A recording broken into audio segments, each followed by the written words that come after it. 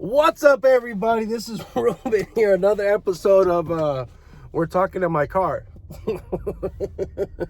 Anyways, I wanted to talk about, I don't know why I'm in kind of a goofy mood. Maybe because it's Friday. Who knows? Anyways, this idea that the Los Angeles Dodgers should be awarded a championship ring is a very controversial and it's a multi-layered situation, right? So the Dodgers are in this conundrum where they didn't cheat as much as the Houston Astros. Now, let's be realistic and honest about this whole situation, okay? Obviously, my bias level for this whole deal is 40 trillion over one, right? I don't even know what that means, but that's what it is. So the idea that the Dodgers should be entitled to a World Series ring is preposterous. Number one, the idea of cheating on different levels, it's the same thing with steroids. It's the same thing with all this other stuff that happens with everybody, all the governing Major League Baseball and whole, the baseball teams, they recognize it's an issue because it's a reactive situation, right?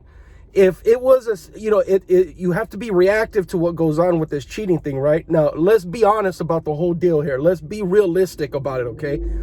Every single team is trying to get the upper hand, whether it's performance-enhancing drugs, whether it's trades by getting better players, whether it's by stealing signals, by better algorithm, by having some kind of cheat code as to how and where, what players to group together. There's all these little things that they use to have tidbits of advantage, right? Where you have a half a percentage here, half a percentage there, and it just builds on each other. So you get 10%, 12% advantage, which is a notable thing because of the fact that one, everybody's so good already. Our baseball players are already the best of the best of the best. There's 25 players in each team. Those guys are like, it gets, there's, the minor league system, the college system. They even pick kids from high school straight up and they get contracts. So there's not a shortage of them whittling down the cream of the crop of the the best of the best, right? So the reason why I'm saying all this is, in reality, there's nobody to blame. If you were to blame anybody, right, it's the idea that the Dodgers didn't cheat enough. Let's be honest and let's be realistic about it. All these teams are been doing this. Major League Baseball now has to address this issue as a whole because it has gotten out of hand, right? It tarnishes what we call the integrity of the game. So we all look at this like any baseball, like, the basketball, where they, maybe the balls get inflated to a certain way. The shoes, right? In basketball, there's when a new shoe comes out, it has to get certified that it doesn't have an unfair advantage, right? And we also see this in marathon running. There was a recent video that I watched, and I'm going to probably do a video about that, but I really don't need to because there's already been a ton of videos, but, sometimes I like to hear myself talk. So, anyways, so the idea that this unfair advantage could be too much of an unfair advantage, right? So, in other words, the parallel to this is with this Nike running shoe that all these marathon runners finally broke the 2-hour barrier that was very difficult to accomplish. It was a very, a hard number to, can a marathon runner run a marathon in less than 2 hours? Now, this shoe that Nike developed supposedly gives an unfair advantage. So the question is, what is the metric? What is the number? Like, is this shoe have like a 50 advantage and all the Adidas and everybody else? So is this shoe getting banned because everybody else does not have the ability to come up with the technology to develop a shoe that is competitive on that nature, right? So obviously Nike has billions and billions of dollars and they develop shoes like crazy, the materials, the fabrics, they put it all together. But I guess the parallel is because all the other shoe companies don't have a comparable shoe, they're going to ban the Nike shoe. Instead of everybody say you need to get up to speed with the quality that we're, the ability to develop this shoe that makes it so that marathon runners can do 2 miles. It was the same thing with the Michael Phelps shark suit. We can go look on and on and on. Football cleats, right?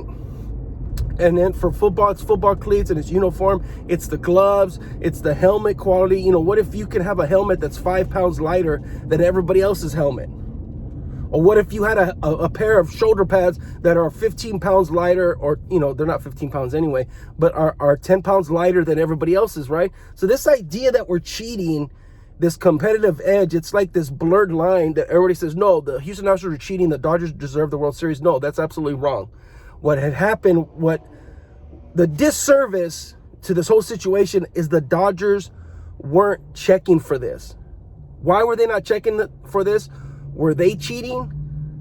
Right? We don't know this, right? But if you're in the World Series, and a World Series could mean potentially more advertising dollars, a bigger contract, TV contract, like all these metrics that you can measure this World Series by, you know, more exposure, bigger brand. You can sell their hats for more money. You can sell more hats and apparel. It's a tangible thing that there's more that you can have with this, right? So why didn't the Dodgers organization check for these type of cheating devices? The thing on the shoulder, the thing, you know, the signals that they were doing. How come they didn't have like a jammer system, right? It's like when we look at the police scanners.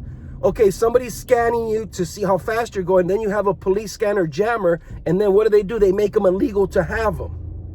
Okay, it's like in the trucking world, it's illegal to have a police scanner, you know, a radar scanner. It's illegal. You can go to jail essentially for that kind of stuff, right? You get in trouble for that.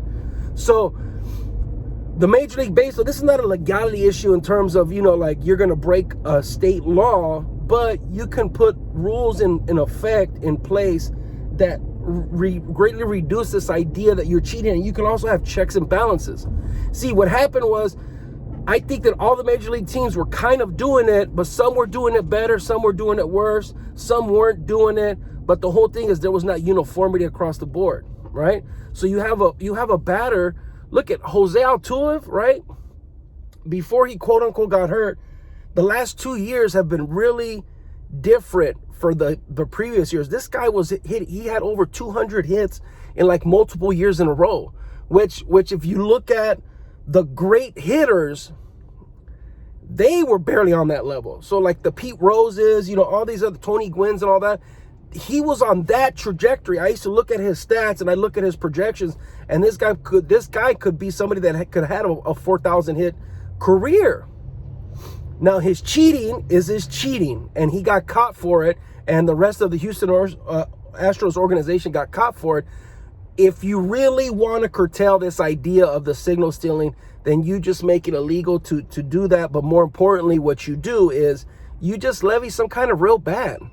It's really something. It's like, you know, when steroids got out of control, it was something that really wasn't talked about. It was swept underneath the table, and people didn't really address it in a weird manner, right? But when it got out of control and it started tainting this public perception of a lack of integrity, sports is based off of, in order for sports entertainment to be effective, you have to have rules that have to be adhered to uniformly, so that way we can have something to measure by, right? In order to measure excellence, you have to have markers that tell you that this is great. Somebody hits 50 home runs, this is great. Why? Because it's difficult to hit 50 home runs. It's nothing that's irregular in terms of how we look at things. It's just a simple fact of the matter that, you know, we have to look at things in a uniform manner so that we can gauge how popular this is or how effective this is.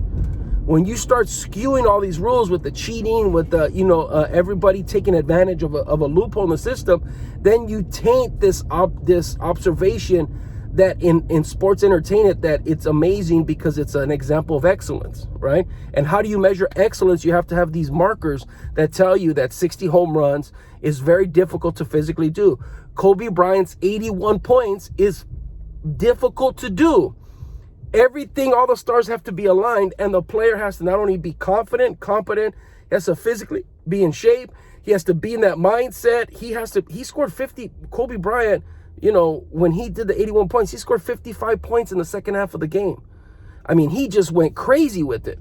But it's a combination of his ability, his confidence. You know, the coaches have to let him do this, you know, because they could certainly slow down what he's doing. So these are all parallels, right? In order for that to be measured as a quality, like 81 points, wow, this is amazing. Why is it amazing? Because of the fact that it's very difficult to do based off of these restrictions and these stipulations that you can only do certain things a certain way. So when you introduce the signal stealing and all this other stuff, it taints this idea that sports is value, that it's valid, right? And so that's where all the problem comes in. But ultimately, the issue is Major League Baseball, they have to be able to address it faster. They have to be reactive in a more prompt method. So in other words, you can't catch all the cheating right away, but you have to be faster at addressing the issue, so that way that we can see or believe that this is being dealt with effectively. I think that's all it is. The Dodgers don't deserve a World Series ring. The Dodgers should have been keeping track of what was going on with that, and there should have been checks and balances with that. And if that would have happened, then it would have been a fair situation. It wasn't addressed fast enough, and it didn't get dealt with fast enough. And so that's the reason why the Houston Astros got away with it as a whole. They took advantage of the slow reactive nature of Major League Baseball. That's my take on the whole thing. What do you guys think? It's a very controversial issue. I'm a Dodgers fan. Obviously, I got my hat. Blah, blah, blah, blah, blah. Like, subscribe. Tell me what you guys think. Hit me in the comments. Bye.